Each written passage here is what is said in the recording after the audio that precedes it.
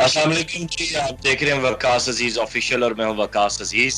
आपको आज के वीलॉग में खुशामदीद कहते हैं। मेरे साथ अमेरिका से इस वक्त सैयद और मुर्तजिज नकवी साहब मौजूद हैं। आप केएन न्यूज़ के और हैदर टीवी के ब्यूरो चीफ भी हैं। अस्सलाम वालेकुम शाह जी, कैसे हैं आप? ठीक हैं, खैरियत से अस्सलाम हैं? वकास, कैसे हैं आप? Thank you very much for taking me on the show. बहुत शुक्रिया आपका। और मैं बात आगाज़ करने से पहले तमाम देखने वाले दोस्तों से गुजारिश करूंगा कि वॉन नकवी लाइव और वकास अजीज़ ऑफिशियल को लाजमी यूट्यूब पे सब्सक्राइब करें और ज़्यादा से ज़्यादा इस लिंक को शेयर करें। ऑन भाई, पिछले तकरीबन 10 दिन बहुत ज़्यादा हंगामा खेज जो है वो अमेरिका के लिए साबित हुए। और इससे पहले हम देखते हैं कि स्याह फाम अमरीकियों के हवाले से एक मुहिम, एक मूव बहुत पहले चली थी। उसकी हिस्ट्री से भी सब देखने वाले और आप भी वाकिफ हैं। आज भी एक मूव देखने में आ रही है।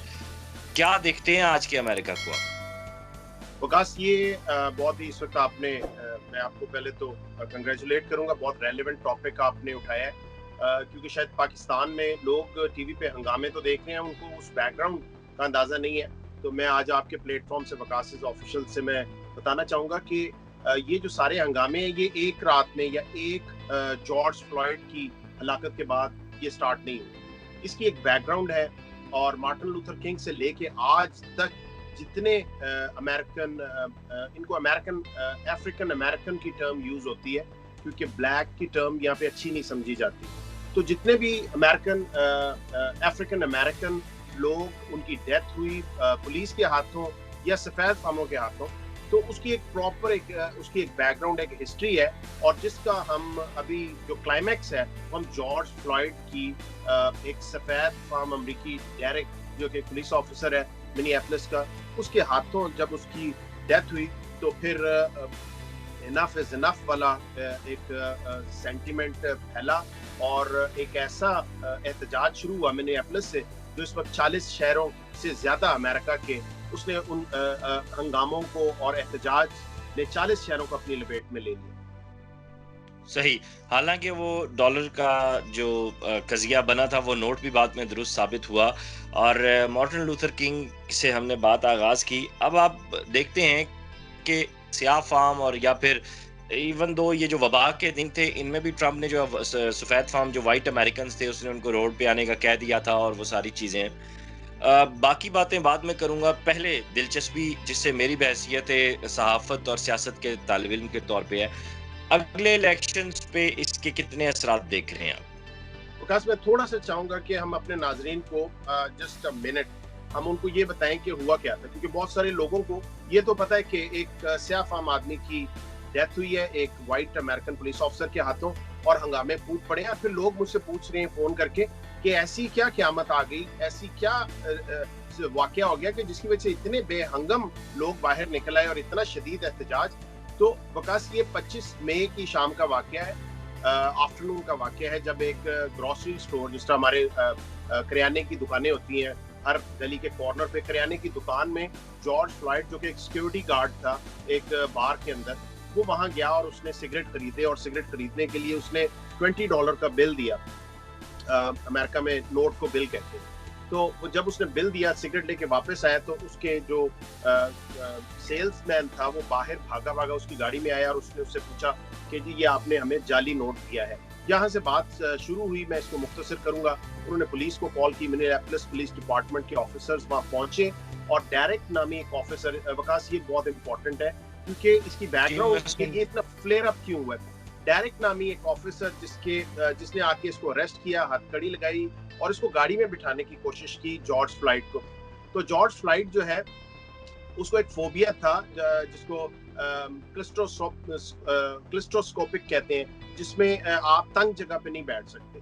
तो जॉर्ज ने उसे कहा कि मैं एक बीमार हूं और मैं इस गाड़ी के अंदर जितनी तंग जगह पे नहीं बैठ सकता, जिसकी वजह से वो पुलिस ऑफिसर एग्रेसिव हुआ, उसको जमीन पे गिराया और उसके अपना घुटना रख दिया। और उसके बाद 8 मिनट 48 मिनट्स एंड 46 सेकंड उसने अपना घुटना उसकी गर्दन पे रखा। पहले 3 मिनट जॉर्ज फ्लॉयड के मुंह से ये आवाज निकलती रही, जिसको वहां पे मौजूद स्याह फाम और बाकी जो देखने वाले थे वो जमा हो गए, वो रिकॉर्ड करते रहे और वो कहता रहा कि आई कांट ब्रीथ। मगर डायरेक्ट ने अपना घुटना नहीं उठाया। उसके बाद एम्बुलेंस जब पहुंची, पुलिस को एम्बुलेंस को कॉल किया गया।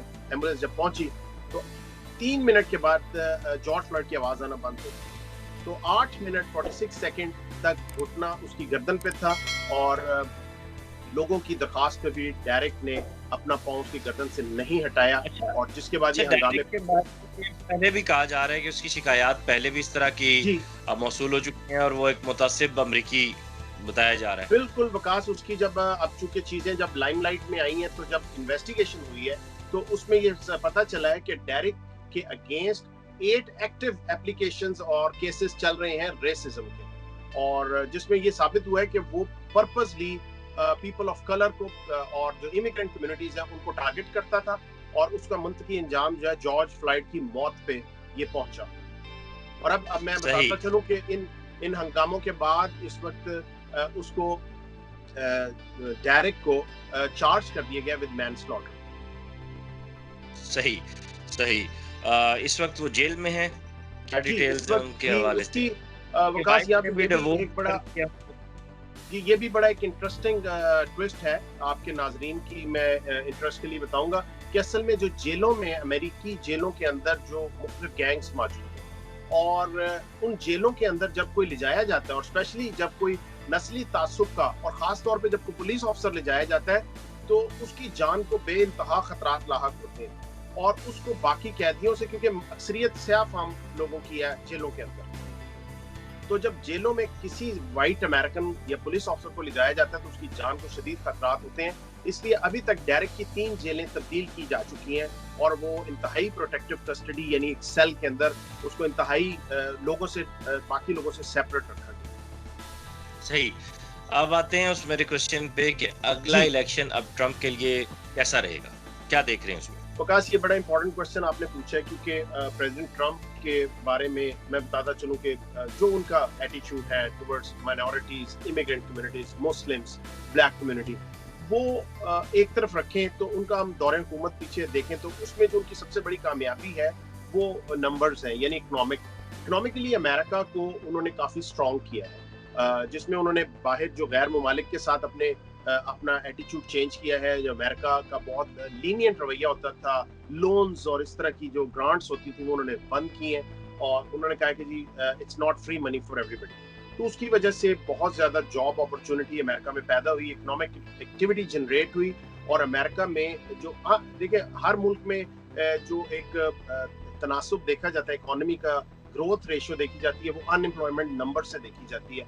तो यहाँ मैं आपके नाज़रीन के लिए बताऊं कि इस वक्त अमेरिका में Trump, not right now because अभी तो अनएम्प्लॉयमेंट बहुत ज़्यादा है कोरोना वायरस की वजह से, मगर कोविड-19 से पहले मार्च तक जो पूरा प्रेसिडेंट ट्रंप का टेन्योर था उसमें उनकी जो वाहिद जो उनकी सक्सेस थी, जब वो सक्सेस स्टोरी अपनी सुनाते थे वो ये कहते थे कि मैं इस वक्त अमेरिका का वो प्रेसिडेंट हूँ जिसने अनएम्प्लॉयमेंट मिनिमम ले गया हूँ और जॉब इस वक्त हाईएस्ट है और इकोनॉमी बूम कर रही है।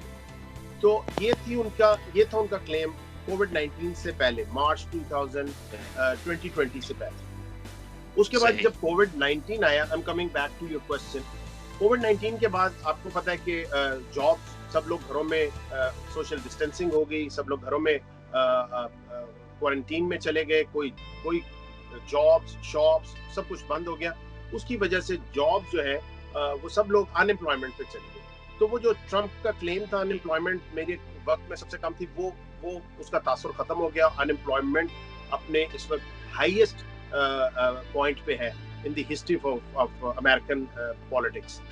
और उसके बाद फिर ये वाकया जॉर्ज फ्लॉयड का हो गया, इसने जल्दी पे तेल का काम किया, और उसके बाद फिर ट्रंप की जो हैंडलिंग थी वो कुछ ठीक नहीं थी, और जिसका इफेक्ट जो है हम आने वाले इलेक्शंस पे ट्रंप के अगेंस्ट देख सकते हैं, क्योंकि जो उनकी जितनी मकबूलियत थी वो कोविड-19 और जॉर्ज फ्लॉयड की हलाकत के बाद इस केस की हैंडलिंग में जो उन्होंने बातें की, उन्होंने जब ये हंगामे शुरू हुए तो फिर लोगों ने, कुछ लोग लूट मार भी करते हैं, आपको मॉब मेंटालिटी पता है, तो लोगों ने जब लूट मार शुरू की तो प्रेसिडेंट ट्रंप ने ये हुआ है जी, तो प्रेसिडेंट ट्रंप ने उस लूट मार पर कहा कि if there be looting there be shooting, और जिस पे वो बहुत ज्यादा तनकीद का निशाना बन। सही। जो बाइडेन की मकबूलियत में इजाफा हो रहा है जी, जो बाइडेन इस वक्त विकास कोशिश कर रहे हैं कि इस पूरे सिचुएशन को हम डेमोक्रेट्स के हक में किसी तरह मोड़ लें, मगर लोगों का गम गुस्सा है कि किसी तरह थमने का नाम ही नहीं ले रहा, और इस वक्त वो बजाय किसी सोशल, किसी पॉलिटिकल, किसी रिलीजियस सेंटीमेंट से बालातर वो जॉर्ज फ्लॉयड की हलाकत पे ये मुतालबा कर रहे हैं कि ये जो बेलगाम अमेरिकन पुलिस है इसको लगाम दी जाए, हमें और कुछ नहीं, उनको लगाम दी जाए, क्योंकि ये पुलिस जो है वो हमारे ही टैक्सों पे पलती है और फिर हमें ही गलियों में कत्ल करती है, हमें तशद्दुद का निशाना बनाती है, अमेरिकन मिनॉरिटीज को तशद्दुद का निशाना बनाती है। और इस वक्त पूरा अमेरिका वकास एक ही बात कर रहा है, आई कांट ब्रीथ। सही सही। तो सिचुएशन फिर आपको एंड में किस तरफ जाती दिखाई दे रही है? जी अभी तो सिचुएशन, प्रेजेंट सिचुएशन वकास ये है कि over 40 cities of United states of America ये मुजाहरे फैल चुके हैं। नेशनल गार्ड को डिप्लॉय किया गया है, तो 5 लाख नेशनल गार्ड इस वक्त डिप्लॉयड है डिफरेंट सिटीज में। और जो अमेरिकन मिलिट्री है वो भी स्टैंड बाय है, उसको भी किसी मोमेंट कॉल किया जा सकता है। काफी शहरों में मार्शल लॉ भी लगा दिया गया है। मार्शल लॉ एक सर्टेन टाइमिंग्स पे लगाया जाता है, यानी शाम से लेकर सुबह तक का martial law, I am sorry, stand corrected, curfew. So एक कर्फ्यू की जो सिचुएशन है वो इम्पोज की गई है शाम 7 बजे से सुबह 5 बजे तक। तो सही। तो लोग ये कह रहे हैं, लोग अमेरिकन कम्युनिटीज ये कह रही हैं कि ये हम मार्शल लॉ की तरफ बढ़ रहे हैं। मैं ये कहना चाह रहा था पहले, वो मैं कर्फ्यू की जगह मार्शल लॉ यूज कर गया। तो अब अमेरिकन जी, कुछ लोगों का ये भी कहना है, जो आलमी तज्जियाकार हैं, उनका कहना है कि इस सारे अब मुजाहिरों को हवा देने के लिए इंटरनेशनल प्लेयर्स भी जो है वो मैदान में आ चुके हैं, like Russia, like China, like other American competitors. तो इतनी बाशऊर अवाम के होते हुए भी क्या इंटरनेशनल प्लेयर्स खेल रहे हैं इसमें? वकास देखिए, अवाम जो होती है वो तो किसी भी मुल्क की हो, वो 100% लिटरेट तो नहीं होती। और अमेरिका के बारे में एक मिसकंसेप्शन है, मुझे कल भी कोई साहब पूछ रहे थे कि ये हंगामे क्यों हो रहे हैं, अमेरिकन अवाम तो बड़ी लिटरेट है। तो लिटरेसी और इलिटरेसी का इससे ताल्लुक नहीं है। और इंटरनेशनल प्लेयर्स सर्टेनली इसमें अपना पार्ट प्ले करते हैं, मगर वो इस तरह करते हैं कि अब बिल्कुल आपको महसूस नहीं होता कि आपको इंस्टिगेट किया जा रहा है। आपको बज़ाहिर ये महसूस होता है कि आपको आपके साथ हमदर्दी की जा रही है। क्योंकि अब मैं रिसेंटली, आपका सर ये जो क्वेश्चन है इसके तनाजुर में मैं आपको बताऊं कि इस वक्त मुख्तलिफ ममालिक में जॉर्ज फ्लॉयड के पोस्टर्स आवेजा कर दिए गए हैं और उसे शहीद का और मार्टर्ड का उसको दर्जा दिया जा रहा है। ईरान में आप देखें, जी, ईरान में भी एक पोस्टर लगा है। उसके अलावा आप देखें कि पूरी यूरोप में इस वक्त, आज मैं देख रहा था कि इंग्लैंड में तो काफी दिनों से ये स्टार्ट थे, आज एथेंस में भी स्टार्ट हो गए हैं और काफी ममालिक में, क्योंकि ये दिस इज समथिंग लोग समझ रहे हैं कि स्टैंडिंग अप फॉर इनजस्टिस। सही सही। जाते जाते सिंथिया का जो काम चल रहा है, और लगता है कि पाकिस्तानी हकीमों की रेट काफी बढ़ गई है। आप सही कह रहे हैं, सिंथिया का काफी इंटरेस्टिंग ट्विस्ट है। और उस पे ये है कि पहल तो हमने देखा कि पीपल्स पार्टी की तरफ से काफी उस पे इल्जामात की बौछार की गई, उसको एजेंट कहा गया। मगर हर इल्जाम लगाने वाले का जब कच्चा चट्टा सिंथिया ने खोला, मैं इस वक्त नाम नहीं लेना चाहूंगा, तो बहुत सारी खवातीन ने जब उस पर हमला किया और उस पर अटैक किया कि तुम एजेंट हो, तुम यूज हो रही हो, तो जब उसने उनके केसेस खोलने शुरू किए, खातून सेनेटर हैं, उन्होंने जब उस पर अटैक किया तो उन्होंने कहा आप तो एक स्कूल की डिफॉल्टर हैं, और उसकी उसने डिटेल दे दी, तो उसके बाद एक मौत का सबूत तारी हो गया मुखालिफ कैंप की तरफ से। तो ये अब देखेंगे कि किस करवट बैठता है। सिंथिया का केस काफी इंटरेस्टिंग है। सही सही। इस पे हम डिटेल वीलॉग आपके साथ करेंगे, आपकी भी इस पे इन्वेस्टिगेशन जारी है और हम भी इस पे काम करें इंशाल्लाह ताला। आपको बहुत शुक्रिया ऑन भाई, आपने वक्त दिया। और अमेरिका की ताज़ा तरीन जो सूरत हाल है उसमें, जैसा कि ऑन भाई ने भी तज़किरा किया, ये पहली दफ़ा गालिबन होगा कि अमेरिका की तारीख में कर्फ्यू से बात निकल कर मार्शल लॉ की जानिब जाएगी। और यकीनन इसके जिम्मेदार सिर्फ और सिर्फ सदर ट्रंप की पॉलिसीज़ हैं, जो दुनिया में अमेरिका को गैर मकबूल करने के साथ साथ अपने मुल्क में भी उन्हें गैर मकबूल कर रही हैं। अपना ख्याल रखिएगा। खुदा हाफ़िज़। Thank you.